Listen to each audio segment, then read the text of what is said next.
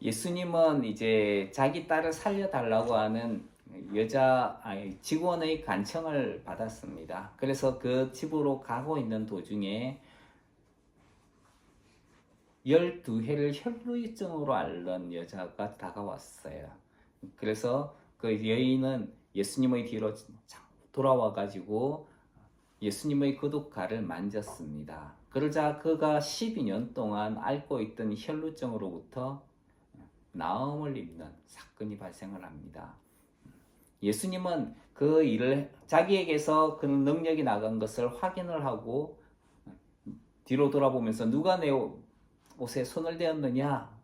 사실 어떻게 보면은 말도 안 되는 황당한 질문이에요. 왜냐하면 많은 사람들이 예수님을 둘러싸고 애워싸고 밀고 있는데 거기에다가 대고 누가 내 몸에 손을 대었느냐? 내 옷에 손을 대었느냐? 많은 사람들이 그랬는데 그런데 예수님은 거기에서 자기의 능력이 나간 것을 아시고 이 일을 행한 여자를 만나기를 원하셨던 것입니다. 그래서 이제 그 여자를 만나게 되죠. 12회를 혈루증으로 앓고 있었는데 예수님의 몸에 손을 대기만 해도 강구하지 않았는데도 손을 대기만 해도 자기의 몸이 나을 수 있다라는 그런 믿음을 가진 여자였던 것이죠. 그래서 그 여자가 손을 대었고 그로 말미암아 이제 몸이 그 피가 계속 안 멈추는 12년 동안 안 멈추던 그 피가 멈추고 회복이 된 것을 경험했다는 것입니다. 예수님은 그것을 보시면서 내 믿음이 너를 구원하였다라고 이야기를 합니다. 그리고 나서 이제 원래 가던 곳이 죽은 소녀를 살리기 위해서 가는 길이었잖아요. 그래서 예수님은 그 길을 다시 갑니다. 이미 이제 그 집에 도착을 해보니까 거기에는 이미 피를 부는 사람들, 헌화하는 사람들이 와 있었어요. 이제 장례식을 준비하고 있는 것이죠. 옛날에 피를 부는 사람들은 보통 장례식과 잔치할 때에 고용되었던 사람들인데 이들은 모여가지고 이제 소녀가 죽었으니까 장례식을 하려고 준비하고 있었다는 것입니다. 그런데 예수님은 그들을 보시면서 오히려 장례식 준비가 아니라 장례식 준비를 하러 온 사람들을 물러가라 라고 이야기하시죠. 물러가라 하는 이야기는 너희가 잘못된 곳에 와 있다는 거예요. 사실 이 사람들이 잘못된 곳에 와 있는 건 아니에요. 왜냐하면 소녀가 죽었기 때문에.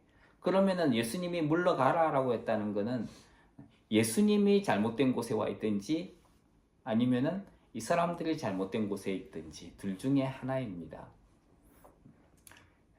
예수님은 이제 그 이유를 말씀하시죠. 이 소녀는 죽은 것이 아니라 자고 있기 때문이다. 예수님이 잘못 말을 했든지 이 사람들이 잘못 와 있든지. 그런데 예수님은 그 기준이 예수님이에요. 자기가 세상을 만들었고 세상을 이끄시는 분이 본인이라고 하는 것을 이 사건을 통해 가지고 이야기를 합니다. 이 소녀는 죽은 것이 아니라 잔다. 보통 기독교를 포함한 많은 종교에서는 죽음을 자는 것으로 묘사하는 경우가 많습니다. 예수님을 믿는 사람이든지 믿지 않는 사람이든지 죽음은 찾아오게 되어 있습니다. 성경은 그래서 한 번 죽는 것은 사람에게 정하신 것이다. 그리고 그 후에는 심판이 있다라고 이야기를 합니다. 하지만 예수님을 믿는 사람들에게 죽음이라고 하는 것은 영원한 것이 아니라 다시 깨어나게 될 잠을 자는 것이다 라고 이야기를 합니다. 그런데 여기서 사람들에게 하신 것은 소녀가 죽어서 자고 있다가 아니라 실제로 자고 있다라고 예수님이 이야기하는 거예요. 사람들의 관점에서 보면 이 소녀는 죽었어요. 근데 예수님은 아니다. 이 소녀는 죽은 것이 아니라 자고 있다. 많은 사람들의 객관적인 이야기, 그리고 하나님이신 예수님의 이야기, 어느 게 더 맞는 말일까요? 아무리 세상이 타당하다 하더라도 하나님의 이야기가 더 타당하다 하는 거예요. 사람들은 예수님의 말씀을 들을 때에 비웃었습니다. 오늘날에도 성경 말씀을 보면서 사람들은 비웃습니다. 하지만은 하나님의 말씀은 살아있고 운동력이 있다는 것이지요. 사람들은 예수님의 이야기가 터무니없고 상식에서 벗어난다고 생각을 했습니다. 그래서 아무도 예수님을 믿지 않고 그리고 그 이야기에 순종하지 않는 경우를 보게 됩니다. 성경을 보더라도 사람들은 이 허무맹랑한 이야기 하면서 단순히 옛날 이야기 혹은 그냥 지어낸 이야기로 치부해버리는 것입니다. 하지만 믿는 자들은 하나님의 능력과 구원을 경험하게 됩니다. 소녀의 죽음은 예수님 앞에서는 아무것도 아니었습니다. 왜냐하면 예수님은 생명을 주관하시고 이끄시는 분이시기 때문에 그렇죠. 그래서 예수님은 소녀의 손을 잡으시고 소녀를 죽음으로부터 돌아오게 하셨습니다. 살아나게 하신 것이지요. 이 사건을 통해서 예수님은 죽음까지도 다스리시는 생명의 하나님이라고 하는 것을 드러내시게 됩니다. 이후에 예수님의 소문은 가버나움 온 땅에 퍼지게 됩니다. 소녀가 여기에서 죽었는데 살아나기 위해서 그럼 소녀가 해야 됐던 것이 있을까요? 죽은 소녀가 내가 살아나야 돼. 뭘 할 수 있을까요? 할 수 있는 게 없습니다. 시체는 아무것도 할 수 없기 때문이에요. 자는 사람은 깨어날 수 있지만 죽은 존재가 할 수 있는 것은 아무것도 없다는 것입니다. 그렇기 때문에 소녀가 어떤 믿음을 가지고 있었다. 이것도 기대할 수는 없는 것이지요. 단순히 이 소녀가 살아날 수 있었던 것은 이 소녀는 아무런 소망도 없고 그리고 희망도 품을 수 없는 존재였지만은 그런 그녀가 살아날 수 있었던 이유는 예수님이 찾아오셨기 때문에 이 모든 것이 가능했다는 것입니다. 그래서 예수님은 나는 부활이요 생명이니 나를 믿는 자는 죽어도 살겠고 무릇 살아서 나를 믿는 자는 영원히 죽지 아니하리니 이것을 내가 믿느냐라고 이야기하신 것이죠. 우리 주님은 부활이요 생명이신 주님이십니다. 아무것도 할 수 없는 우리지만은 예수님께서 다가오셨을 때, 예수님이 찾아오셨을 때, 예수님이 우리의 손을 만지실 때에 우리는 살아나게 된다는 것입니다. 마찬가지로 창세 이후, 아담 이후로 죄인이 되어 죽었던 많은 사람들이 있어요. 그 사람들은 사실 영원한 죽음 가운데 살고 있습니다. 영원한 죽음을 향해서 나아가고 있죠. 예수님께서 이들을 모른 채 하셔도 상관없습니다. 그런데 예수님은 이들을 구원하시기 위해서 찾아오셨다는 것이지요. 그리고 그들을 어루만지시고 그들을 구원해 내셨다는 것입니다. 예수님은 생배 조각을 낡은 옷에 붙이지 않고 새 포도주는 새 부대에 넣어야 된다라고 하셨습니다. 예전의 율법과 형식을 강조하는 유대교를 포함한 모든 종교는 낡은 옷에 비유할 수가 있습니다. 복음은 생명이 있습니다. 생명의 복음은 낡은 옷과 같은 그런 종교에는 어울리지 않습니다. 낡은 옷과 같은 종교는 생명이 역사하는 복음을 견딜 수 없는 것이지요. 그래서 여러분들 가끔씩 여행을 하다가 보면은 바위 사이에 끼어 있는 나무 같은 걸 보신 적이 있을 거예요. 단단한 나무인데, 단단한 바위인데 거기에서 나무가 뿌리를 내리고 자라기 시작하는 거예요. 그런데 그 시간이 지나면은 그 바위가 갈라지기 시작합니다. 그리고 거기에서 나무는 든든히 뿌리를 박지만은 바위는 갈라지고 쪼개지고 결국에는 시간이 지나면 이 바위가 무너져 내리는 것을 볼 수가 있어요. 혹시 그런 것을 보신 적이 있습니까? 그런 게 있다는 거예요. 생명, 나무는 생명이잖아요. 그 바위는 생명이 없습니다. 그런데 생명이 없는 바위를 가르고 결국에는 쪼개버린다는 것이죠. 생명은 그 정도로 힘이 있다는 거예요. 복음은 바로 이 생명과도 같은 것입니다. 그래서 낡은 옷과 같은 종교는 생명이 역사하는 복음을 견딜 수가 없는 것이지요. 그럼에도 사람들은 복음을 형식과 종교의 틀에 맞추려고 합니다. 형식이 아니며 종교도 아닌 생명을 형식과 틀에 맞추려고 하는 것은 잘못된 것입니다. 나무가 바위를 결국에는 부서뜨리고 파괴하듯이 생명은 형식과 그리고 틀에 묶여 있는 것들을 갖다가 파괴하고 부서뜨릴 것이기 때문입니다. 오히려 생명은 생명으로서 자라게 되는 거예요. 마찬가지로 새 포도주는 새 부대에 넣어야 합니다. 공교롭게도 이 12해를 혈루증으로 앓는 여인, 그리고 이 소녀의 이야기, 이 소녀도 12년 동안 이 세상에 살았어요. 이 소녀의 나이가 12살이라고 이야기합니다. 그러니까 12살 12년 동안 살았던 이 소녀의 이야기 가운데에는 이 12년을 혈루증으로 앓았던 여인의 이야기가 들어가 있는 거예요. 공교롭게도. 심지어 이 소녀의 이야기 사이에 12해를 혈루증으로 앓았던 여인의 이야기가 들어가 있습니다. 이게 문학적인 장치이기도 한데 샌드위치 기법이라고 그러죠. 이 12살 살았던 소녀의 이야기, 그리고 그 가운데에 12해를 혈루증으로 앓았던 여인의 이야기. 그게 이제 포함이 되어 있는 거예요. 샌드위치 기법. 혹은 또 인클루지오라고도 하는데 두 개가 양쪽에 있고 가운데에 핵심되는 이야기를 넣어놓는 거예요.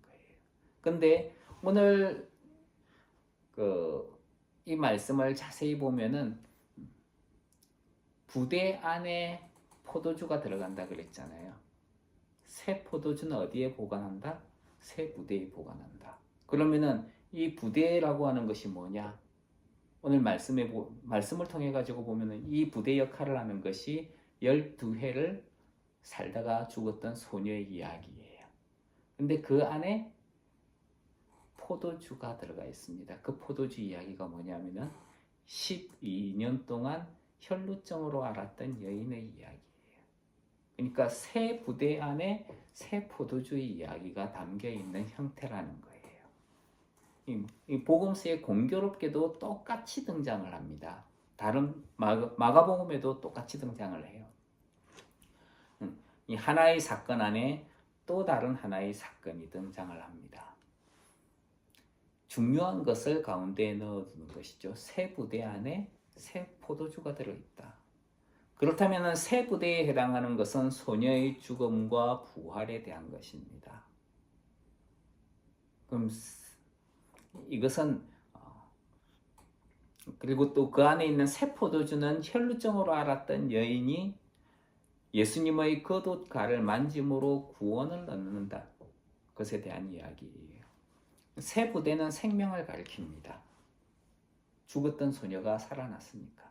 그럼 새 포도주는 뭘까요? 그건 믿음이라는 거예요. 생명이라고 하는 것이 믿음을 감싸고 있다는 것입니다.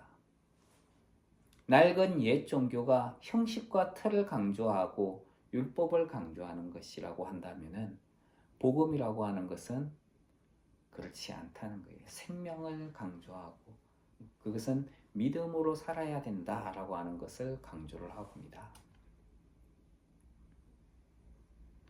복음은 생명이며 그리고 우리는 이것을 통해서 믿음으로 살아야 한다는 것을 성경은 우리에게 이야기하고 있다는 것입니다. 그래서 성경은 우리를 믿음에 이르게 한다라고 이야기를 합니다.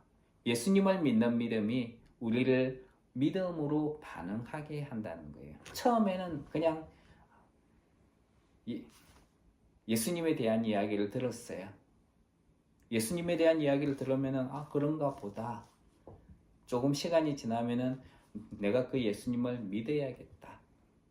예수님의 나의 죄 때문에 십자가에 못 박혀 죽으시고 나를 위한 대속제물과 화목제물이 되어 죽으셨다. 계속 듣다가 보면은 그게 이제 믿어지는 것이죠. 그 예수님의 죽음이 바로 나를 위한 것이다. 그러면서 깨닫게 되는 것이죠. 나를 위한 죽음이다. 그렇게 예수님을 믿기 시작을 하면은 그 다음에는 무엇으로 나아가느냐 하면은 믿음으로 살아가는 것에 대한 이야기가 등장을 합니다. 믿음이라고 하는 것이 무엇인가? 믿음은 하나님에 대한 반응이라는 거예요. 하나님의 말씀에 대한 긍정적이고 순종적인 반응이라는 것이죠. 그래서 하나님의 말씀을 들을 때 옛날에는 그런가 보다 했는데 이제부터는 그것을 믿음으로 받아들이는 거예요. 광야의 이스라엘 백성들이 어땠습니까? 하나님이 실제로 시내산에 내려오신 것을 두 눈을 뜨고 목격을 했습니다. 그럼에도 그들은 하나님을 보았고 하나님의 능력을 눈앞에서 경험했어요. 그런데 그들은 다 하나님을 알았습니다. 하지만 그것은 믿음으로 다가오지를 않았어요. 사람들은 이야기를 합니다. 내 눈앞에 하나님을 직접 보여봐라. 그럼 내가 믿겠다. 아니, 드러내도 안 믿는 게 사람들이에요. 하나님의 능력과 기적을 보여줘도 사람들은 받아들이려고 하지 않습니다. 이스라엘 그 많은 백성들, 적어도 60만 명 이상이나 되는 사람들이 광야에서 하나님이 시내산에 내려오신 광경을 보았습니다. 그러면 우리 같으면은 하나님이 계시구나. 하나님 믿겠죠. 근데 이 사람들은 여기에서 그 광경을 보았지만 그들은 믿지 않았다라고 나와요. 하나님 믿지 않았다는 거예요. 신기하게도. 그 하나님을 보았는데도 왜 그들은 믿지 않았을까요? 믿음이라고 하는 것은 그냥 단순히 알고 있는 것이 아니다는 거예요. 오늘날에는 지식, 이것을 믿음으로 오해를 하는 경우가 있습니다. 이거 헬레니즘적인 사상 때문에 그래요. 그리고 그노시스라고 하는 영지주의의 영향이 강합니다. 헬라 문화들은 그런 지식이 곧 믿음이다라고 이야기를 했어요. 오늘날 영어권에서도 그렇게 많이 가르칩니다. 하지만 지식은 믿음이 아니에요. 지식은 그냥 지식일 뿐이에요. 우리가 좀 더 잘 믿을 수 있도록 안내하는 일종의 그림과 같은 것이지 그 지식이 믿음은 아닙니다. 믿음이 되는 게 아니에요. 그럼 뭐가 중요한가? 하나님을 보았지만은 그들에게는 믿음이 없었어요. 그냥 지식일 뿐입니다. 믿음이 없으니까 그들이 무엇을 했습니까? 그들은 하나님을 의지하지 않았어요. 우리 먹을 거 없다. 모세에게 원망하고 부르짖었습니다. 우리 마실 거 없어. 옛날에 우리는 육식도 하고 그리고 맛있는 이 고기도 많이 먹었어. 그런데 지금 우리는 광야에서 먹을 게 없어. 하나님이 바로 앞에 계신데도 그들은 불평하고 원망했던 것이죠. 그럼 어떻게 합니까? 모세는 하나님께 부르짖었어요. 하나님, 이 사람들이 먹을 거 없다 그러는데요. 하나님이 먹을 걸 줬어요. 그래도 그들은 믿지 않았어요. 모세를 하나님께서 시내산으로 불러 올리셨습니다. 모세가 가는 것을 하나님께로 올라가는 것을 사람들이 봤어요. 그리고 나서 그들은 무엇을 했습니까? 믿을 수 없다. 그래서 그들은 우상을 만들었어요. 송아지 우상을 만듭니다. 그리고 우상 숭배를 해요. 아니, 하나님이 뻔히 눈앞에 있는데도 그들은 하나님을 믿지 않았다는 거예요. 그 믿음이라고 하는 것은 무언가? 하나님에 대한 신뢰예요. 하나님을 믿는다면은 그 신뢰함으로 당연히 우리는 그거에 대한 반응이 있어야 되는 것이죠.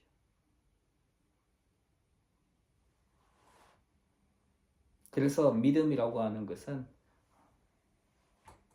하나님의 말씀에 대한 긍정적이고 순종적으로 나타나는 반응이라고 이야기하는 거예요.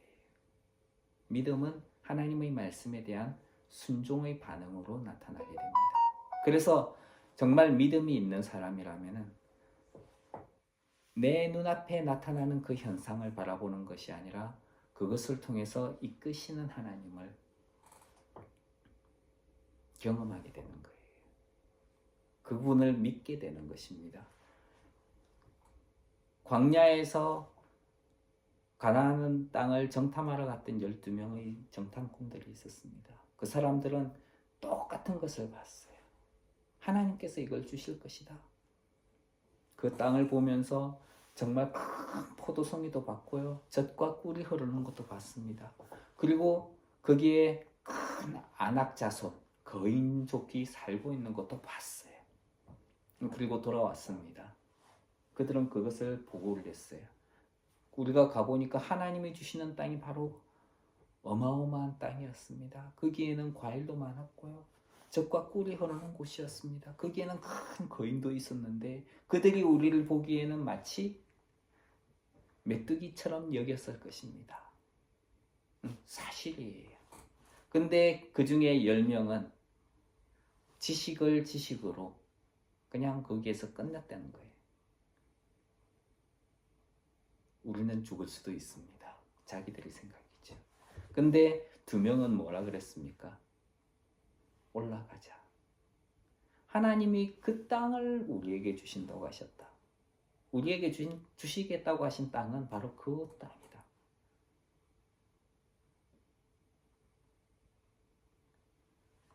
똑같은 사건이에요.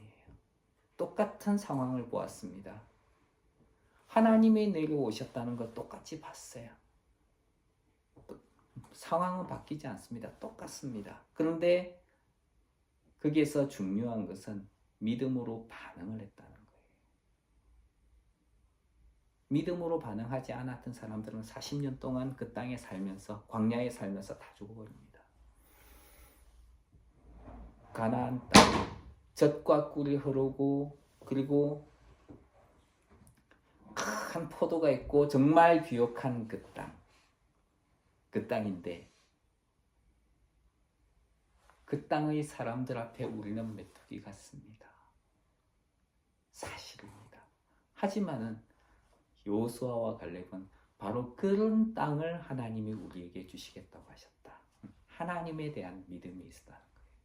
그 믿음으로 나머지 사람들은 다 죽었지만은 그 믿음을 가지고 있었던 사람들은 가나안 땅에 들어가게 됩니다. 오늘날 우리가 믿음이라고 하는 것, 예수님은 우리의 죄를 위해서 십자가에 죽으셨어요. 거기에서부터 시작을 합니다. 그리고 믿음에 이르게 하는 거예요. 믿음의 발걸음을 내딛게 하는 거예요. 믿음으로 살게 하는 거예요. 그게 믿음으로 믿음이라는 도구를 가지고 살아간다는 거예요. 복음은 생명이에요. 이 생명의 안에는 믿음이라고 하는 것이 있어요. 이 믿음을 가지고 오늘도 주님 은혜 가운데에서 살아가며 하나님께 영광 돌리는 하나님의 사람으로 살길 주님 이름으로 축원합니다. 기도하겠습니다. 하나님, 똑같은 상황을 보면서 우리는 상황 그 자체로만 보는 것이 아니라 믿음을 가지고 믿음으로 생명에 이르게 하는 믿음의 반응을 가지는 사람들로 살아가게 하여 주시옵소서. 예수님 이름으로 기도합니다. 아멘.